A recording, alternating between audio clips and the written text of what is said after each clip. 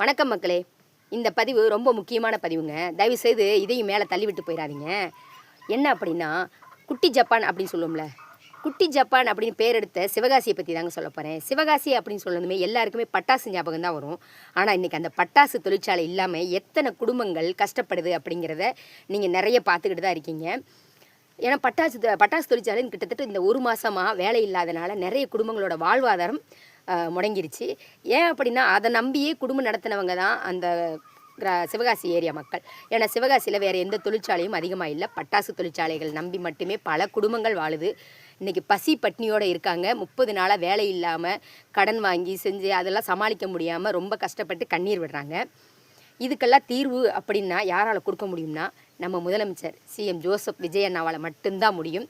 கண்டிப்பாக அவர் செய்வார். ஆனால் அதுக்கு முன்னாடி பசி பட்னியோட இருக்கிற அவங்களுக்கு மட்டும் பசி இல்லாத ஒரு இதை உங்களால் கொடுக்க முடியும். நீங்கள் சொன்னால் கேட்குறதுக்கு நிறைய பேர் இருக்காங்க.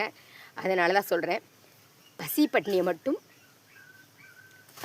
போக்குறதுக்கு என்ன வழியோ அதை முதல்ல இப்போ செய்யுங்க.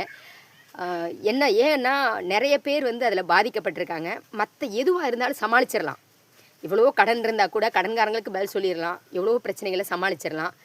ஆனால் பசியோடு மட்டும் இருக்கக்கூடாது. அந்த பசியை மட்டும் போக்குறதுக்கு என்ன வழியோ அது நீங்கள் கண்டிப்பாக பண்ணுவீங்கன்னு நான் நம்புகிறேன். அது மட்டும் இல்லை, ஏன் நீ செய்யலாமே அப்படின்னு சொல்லுவீங்க.